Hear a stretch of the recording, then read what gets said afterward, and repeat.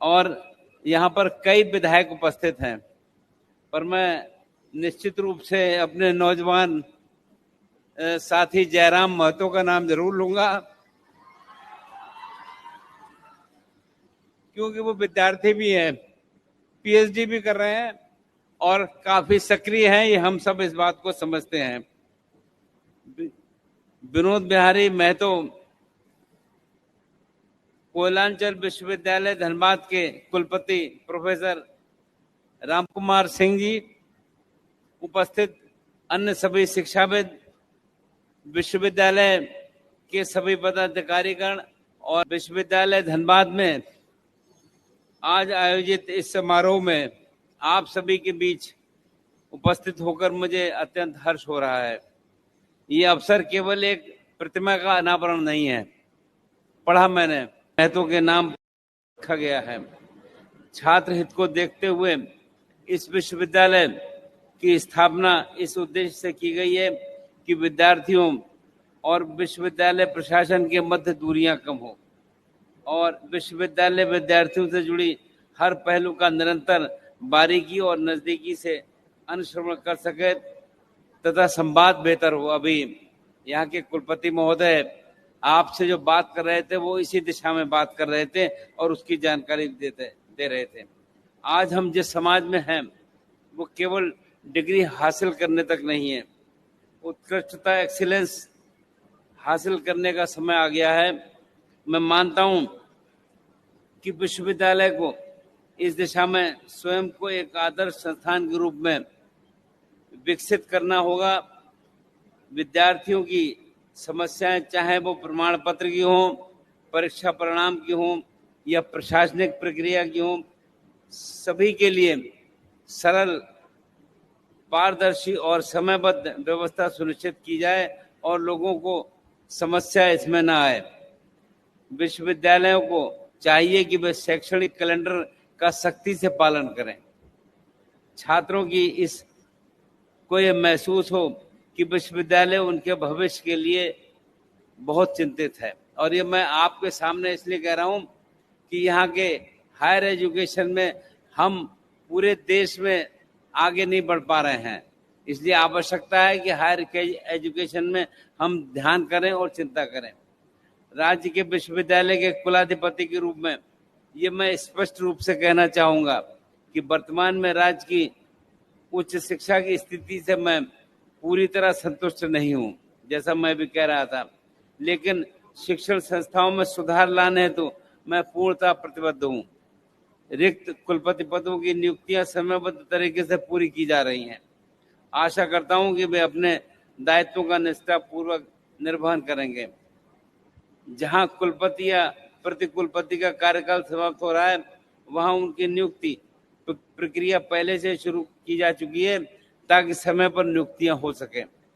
आज यह समारोह में माननीय मुख्यमंत्री जी भी उपस्थित हैं।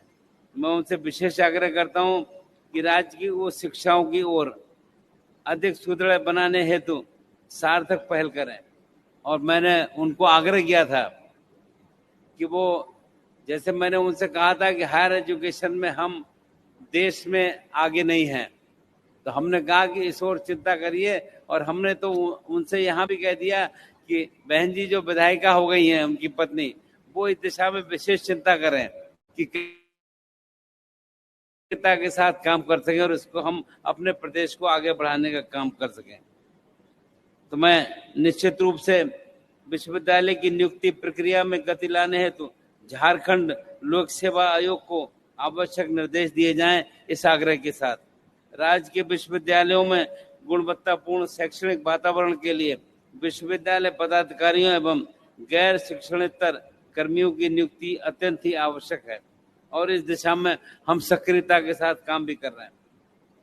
मैं ये भी समझता हूँ कि समस्याओं के लिए बहुत से लोग हमारे पास आते हैं, लेकिन समाधान की दिशा में समन्वित प्रयास कम दिखाई देता है।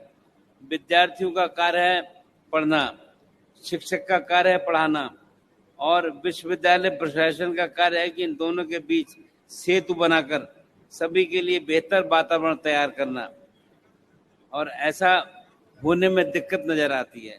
तो अब आप सभी अपने दायित्वों को समझकर टीम भावना से कार्य करें, तभी हम वास्तविक सुधार की दिशा में अग्रसर होकर काम कर सकते हैं। मैं प्रायः विभिन्न शिष्टमंडलों, शिक्षाविदों और छात्र प्रतिनिधियों से उच्च शिक्षा में सुधार हेतु सुझाव मांगता हूँ। झारखंड राज्य की भूमि वीरों की भूमि है।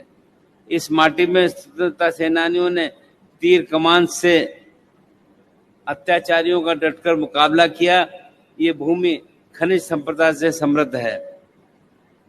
इससे भी अधिक महत्वपूर्ण हमारे युवा संपदा है, जिसके लिए सही दिशा, कुशलता और प्रेरणा देने का कार्य हमारे विश्वविद्यालयों को करना है। यदि हम अपनी युवा शक्ति को आत्मनिर्भर, दक्ष और नव निवेश बनाएं, तो ये झारखंड भविष्य में ज्ञान और कौशल का गढ़ बनकर उभरेगा और अपने कार्यों से कीर्तिमान रचने का काम करेगा। एक विश्वविद्यालय की पहचान उसकी शोध, क्वालिटी, नवाचार और विद्यार्थियों की सफलता से होती है। हमें ऐसा शोध को बढ़ावा देना होगा जिसमें मौलिकता हो, सामाजिक सरोकार हो तथा वो देश की प्रगति में सहायक बने। आज का युग ज्ञान का युग है। ज्ञान का सबसे बड़ा केंद्र हमारे शिक्षण संस्थान है।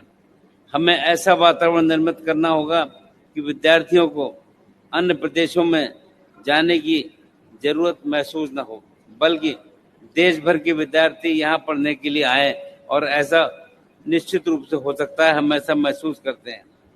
विश्वविद्यालय में एक प्रभावी कैंपस प्लेसमेंट सेल हो, उद्योगों के साथ साझेदारी बढ़े, शिक्षक अपने आचरण से प्रेरक बने, गुरु शिष्य संबंध सशक्त हो और संस्थान का वातावरण स्वच्छ, निर्भीक और नवाचार उन्मुख हो।